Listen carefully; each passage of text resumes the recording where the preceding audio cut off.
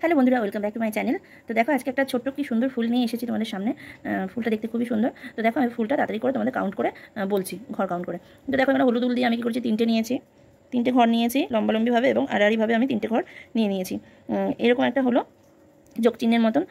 তার পাশ দিয়ে এর নিচ থেকে দেখাচ্ছি আমি, এই যে মাঝের ঘরের পাশে আমি লাল উল দিই, বা তোমাদের পছন্দ মতো উল দিয়ে তোমরা করতে পারো।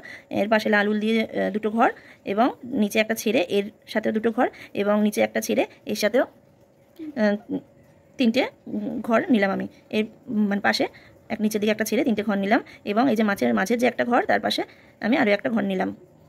তো এটা দেখো, এরকম এরকম এরকম এরকম ডায়মন্ড শেপের হবে। তো এদিকে একটা ঘর নিলাম, তো তারপরে এদিকে দুটো ঘর নিলাম উপরের দিকে। তো একটা ঘর বাদিকে একটা ঘর কমিয়ে আবার দুটো, আবার এদিকে একটা কমিয়ে আবার নিচে দুটো, আবার এদিকে একটা কমিয়ে আবার নিচে তিনটে, তারপরে মাঝখানে যে একটা ঘর দিলাম। এটা এই হলো ফুলটা, এই অংশটা।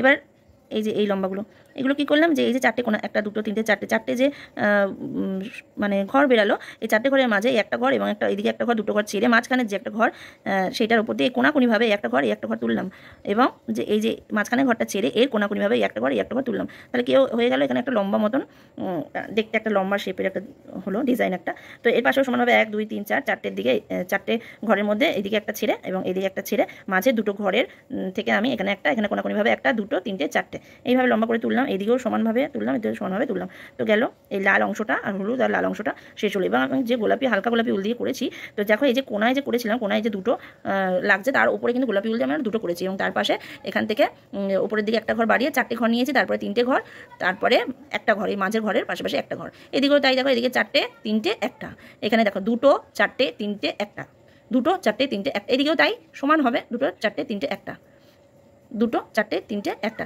দেখো কত সহজভাবে হয়ে গেল। এবার এদিকে নিচের দিকে এখানে দেখো একটা লম্বা আমি ডান্ডি, ফুলের যে ডান্ডিটা হয় আর কি, এটা একটা নতুন ধরনের পাতার ডিজাইনটা দেখো কত সুন্দর লাগছে, পাতাটা একটা অন্যরকম পাতা। তো দেখো 1 2 3 4 5 6 7 8 9 10, 10টা আমি কিন্তু ফুলের ডান্ডিটা কিন্তু 10টা আমি ঘর তুলেছি, এবং 1 2 3 4 4 নম্বর ঘরে একটা, তার পাশেও একটা, তার পাশেও এবার ঘর তুলে এখানে উপরের দিকে তিনটে এবং পাশাপাশি তিনটে ঘর তুলেছি। এবং এই যে 3 নম্বর যে ঘর তার পাশে একটা, মানে এখানে দুটো হলো, এবং তার উপরে একটা, এবং তার পাশে আরও একটা, এখানে দুটো এখানে দুটো, এবং তার উপরে একটা, দুটো তিনটে, তিনটে ঘর তুললাম এর পাশাপাশি। এর পাশাপাশি আবার তিনটে, আবার